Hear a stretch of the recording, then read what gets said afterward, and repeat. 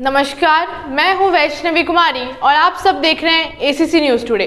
1995 के बहुचर्चित तंदूर कांड में दोषी ठहराए गए सुशील कुमार को 22 दिसंबर 2018 रात 8:30 बजे तिहाड़ जेल से रिहा कर दिया गया था। इससे पहले दिन में दिल्ली हाईकोर्ट ने सजा माफी बोर्ड की सिफारिशों को खारिज करते हुए यूथ कांग्रेस के पूर्व नेता सुशील शर्मा को तुरंत रिहा करने का आदेश दिया था। रिहाई के समय सुशील के वकील उसके साथ थे। न्यायमूर्ति सिद्धार्थ मृदुल और संगीता ढिंगरा सहगल की खंडपीठ ने कहा कि सुशील अपनी सजा काट चुका है, उसे और जेल में नहीं रखा जा सकता। कोर्ट ने दिल्ली सरकार के एसआरबी के 4 अक्टूबर 2018 के फैसले को खारिज करते हुए केवल 2 पन्नों का निर्णय दिया। इससे पहले कोर्ट ने उसकी याचिका पर सुनवाई करते हुए पूछा था कि यह आदमी 23 साल से अधिक समय से जेल में है, वह अपनी सजा पूरी कर चुका है, क्या उसे जेल में रखना मानव अधिकारों का हनन नहीं है? कोर्ट ने सुशील की रिहाई पर आपत्ति जताने पर एसआरबी को भी आड़े हाथ लिया था। आइए आपको बताते हैं तंदूर हत्याकांड का सच, जिसकी सजा सुशील कुमार 23 सालों से जेल में भुगत रहा था। 3 जुलाई 1995 रात का 1 बज चुका था। अतिरिक्त पुलिस आयुक्त मैक्सवेल परेरा के फोन की घंटी बजी। उन्हें फोन पर बताया गया कि अशोक यात्री निवास होटल के तंदूर में एक शव को जलाने की कोशिश की गई है। परेरा के अनुसार नैना साहनी की बुरी तरह से जली हुई लाश बगिया के किचन के फर्श पर पड़ी हुई थी। उसको एक कपड़े से ढका गया था।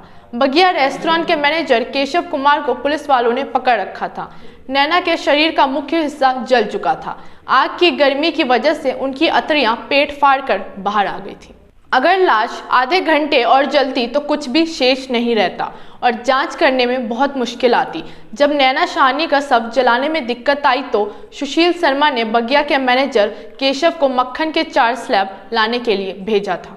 उस समय के कनॉट प्लेस थाने के एसएचओ निरंजन सिंह बताते हैं, नैना साहनी के शव को तंदूर के अंदर रखकर नहीं बल्कि तंदूर के ऊपर रखकर जलाया जा रहा था, जैसे चिता को जलाते हैं। कांस्टेबल कुंजू ने सबसे पहले जली लाश देखी थी। उस रात 11 बजे वह जनपद पर गश्त लगा रहे थे।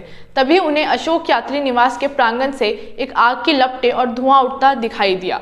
आग देख जब वो बगिया रेस्टोरेंट के गेट पर पहुंचे तो देखा कि सुशील शर्मा वहां खड़ा था और उसने गेट को कनात से घेर रखा था। जब कांस्टेबल कुंजू ने आग का कारण पूछा तो केशव ने जवाब दिया कि वो लोग पार्टी के पुराने पोस्टर जला रहे थे।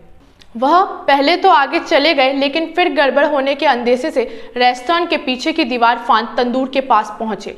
पहले उन्हें वहां जाने से रोका गया, फिर पास गए तो देखा कि एक लाश जल रही है। जब कांस्टेबल ने पूछा तो मैनेजर केशव ने कहा कि बकरा भून रहे हैं। जब कांस्टेबल ने उसे बल्ली से हिलाया तो पता चला कि वह महिला की लाश है।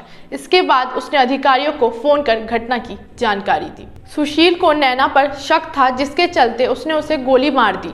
फिर उसकी लाश को पॉलीथीन में पैक किया, फिर कपड़े में लपेटा, लेकिन उठा नहीं पाया तो घसीटकर कमरे से अपनी कार तक ले गया।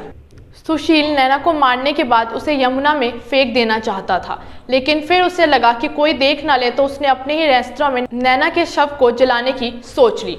सुशील शर्मा और नैना साहनी दोनों मंदिर मार्ग के फ्लैट 8A में मियाँ बीवी की तरह रहते थे, लेकिन उन्होंने इस शादी को सबके लिए सामाजिक तौर पर उजागर नहीं किया था। नैना सुशील पर लगातार दबाव बना रही थी कि इस शादी को उजागर करे। इस बात से दोनों में मनमुटाव शुरू से हो गए। बता दें कि यह पहला मामला था जिसकी जांच में पहली बार DNA और स्कल इमेजिंग तकनीक का इस्तेमाल किया गया।